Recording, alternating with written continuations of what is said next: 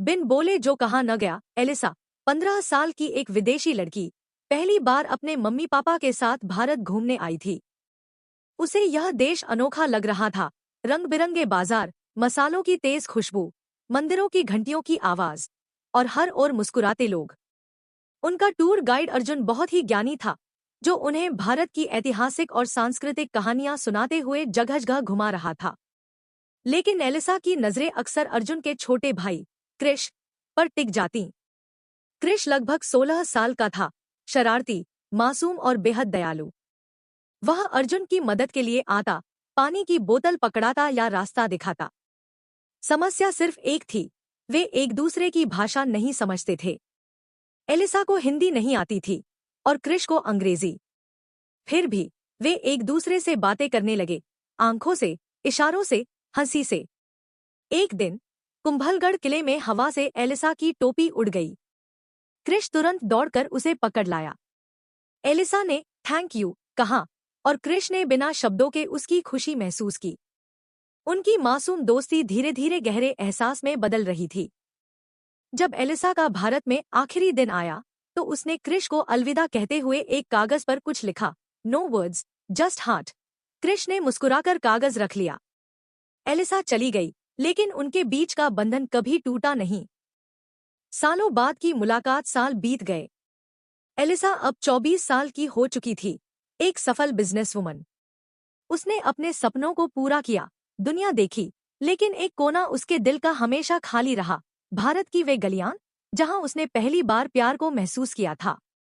एक दिन उसने भारत लौटने का फैसला किया। वह उन्हीं सड़कों से गुजरी जहां वह पहले चली थी, वही बाजार, वही कुंभलगढ़ का किला। लेकिन सबसे ज्यादा उत्सुकता उसे क्रिश से मिलने की थी। अर्जुन से मुलाकात हुई, जिसने बताया कि क्रिश अब टूर गाइड नहीं रहा। उसने एक छोटा सा कैफे खोल लिया था। एलिसा जब वहां पहुंची तो उसका दिल जोरों से धड़कने लगा। कैफे छोटा था, लेकिन बहुत खूबसूरत।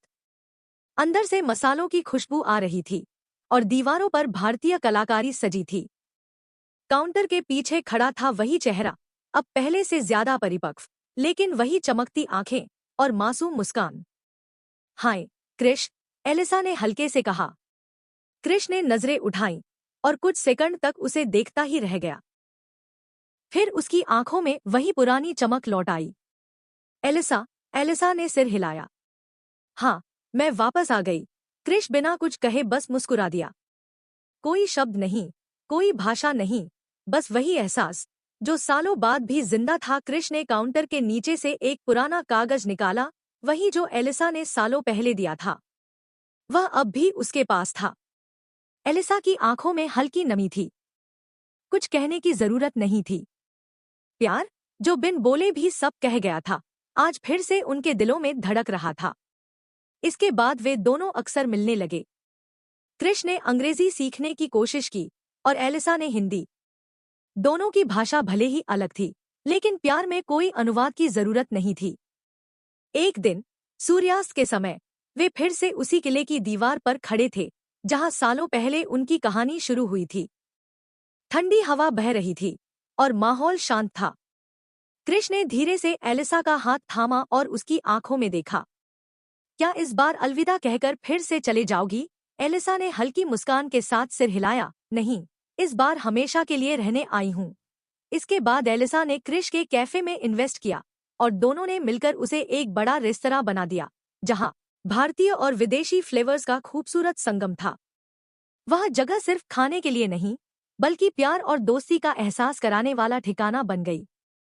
कुछ महीनों बाद एक सर्दी की सुबह उसी कैफे के गार्डन में क्रिश ने एलिसा के सामने एक छोटी सी अंगूठी रखी।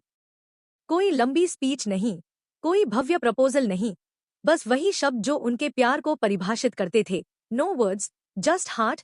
एलिसा की आंखों में खुशी के आंसू थे। उसने मुस्कुराते हुए हाथ आगे बढ़ाया, यस। और यूं, बिना शब्दों के, दो दिलों ने हमेशा के लिए एक दूसरे को चुन लिया।